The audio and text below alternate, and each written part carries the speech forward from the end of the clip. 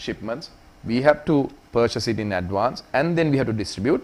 And on top of that, if we have to distribute on credit, we don't have enough money for the next shipment. Right. Exactly. So I brought everyone yesterday for a meeting, actually communicated this to them in a letter last week saying we will have to stop the credit system where they have to at least deposit the check, maybe take a photograph of the slip where you deposit it and send a photograph and say, place with the order, this is my payment to the bank. So the bank might take another day, So but actually it's a sending days- it back with the transport driver is not an option anymore. Especially if it's a Friday.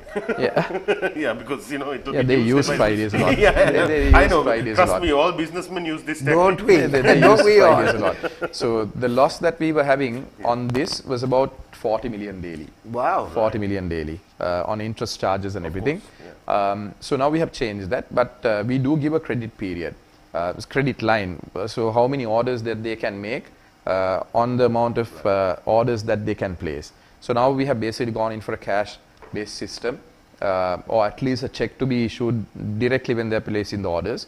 But most of the left over to make the orders necessary. So this is the misconception that's actually going out, because when you do go to a shed, they automatically say "Bauzeka avine," right? So, but they don't realize the fact that they have not placed the order, nor do they have the funds to actually place the order. Shaq, now the system that has always been in place, it's not something that I did.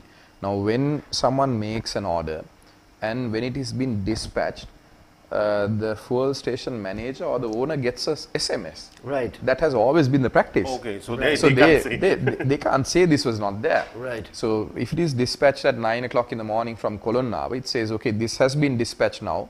So they can assume, like, they can do the calculation and see in 2 hours it's going to be 2 or 3 hours, they will receive it. So no one can say, okay, probably they can say I have placed the orders, but I haven't been dispatched. Right. But once it's dispatched, they get a communication. Now what we have gone one extra bit is that now whatever orders that are going to be done in the next 2 days, 2 days in advance, we are going to publish it now. Right. Because there was there's a racket actually going on, just like how it works in the fuel stations. Because we can't control everyone who's working for us. So CPSTL is a separate government entity. There were complaints that people have been placing their orders, but certain fuel stations were given priority. I don't know how that happens. They say it's done for money. They say, okay, if you send them a bottle of Arak or something, they can do that. But I haven't, to be honest, I haven't not caught anyone doing that. Right. But this idea was there. So then we told them, okay, we are going to make a priority list. So these are going to be the 300 or 400 fuel stations that we are going to cover in this day. Don't deviate from the plan, because CPC makes a marketing plan. We take the orders, but we will give you the distribution plan. The first impression that I had at CPSTL, I actually didn't know CPSTL and CPC, two different parts that took the orders and distributed. Right. So CPSTL is a separate institute, which has another close to about 1,100, 1,300 people working there. And different trade unions too, that means. Yeah, they had no information. There was actually a dashboard. You can follow. You can see average quantities sent the previous months, previous year. All those records are there, but no one takes into those things into account. I actually went there the first couple of days after I didn't get any information. What I told them was, if it was up to me, I would probably close this government entity. Right. Get rid of these 1,500 people and probably get something like Pick Me and Uber to do deliveries. They'll do a much better job delivering things. And they get the fuel also.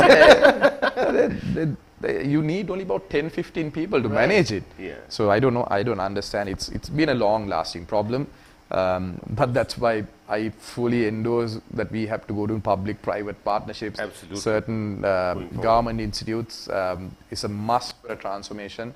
I remember telecom back in the day. I don't know whether you all remember it. Yes. Probably that to get a landline, we had to stay in line for 6 years to get that. Yeah. And But my father actually did that. Yeah. He waited in So line. I remember there was one landline, and that was my house, and everyone used to come and give a certain time and say, okay, make the calls and those sort of things. But when Dialog came in, when Celtel came in, when all these other companies came in, the best thing that we did was going to public-private partnership with Telecom.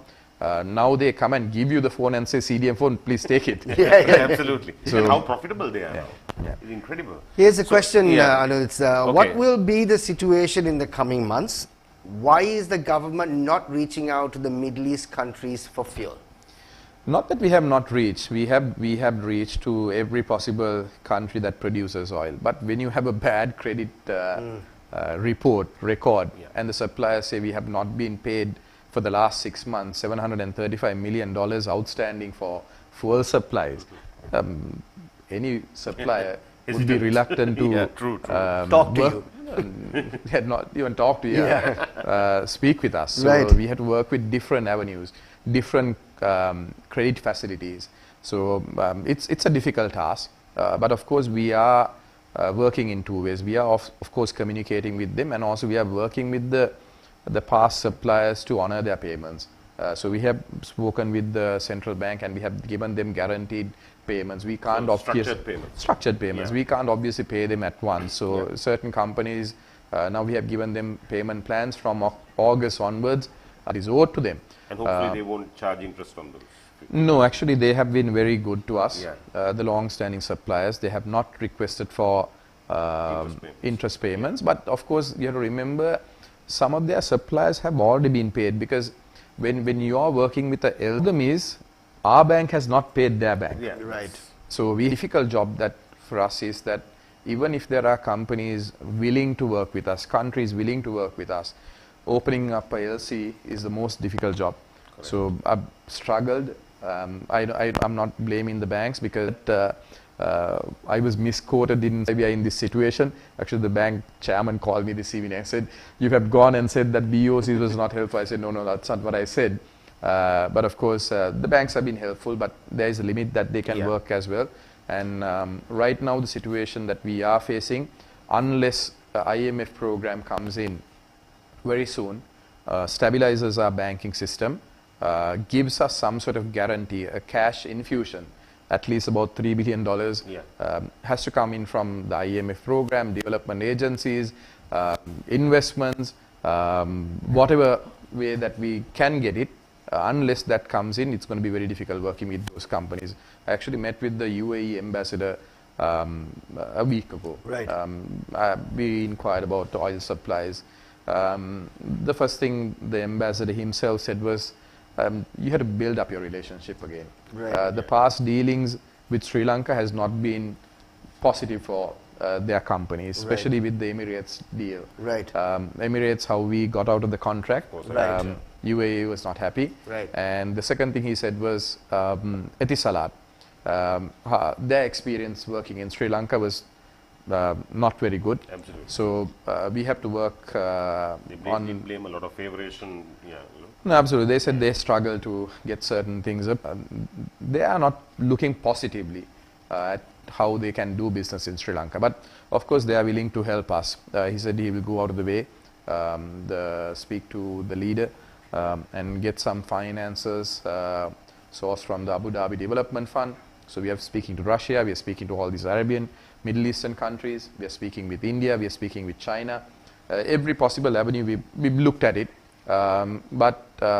This is actually circulating right now. I mean, as we speak, there are many messages that actually I've been getting in terms of this so-called potential lockdown. But I think it is a rumor that has been squashed at the moment.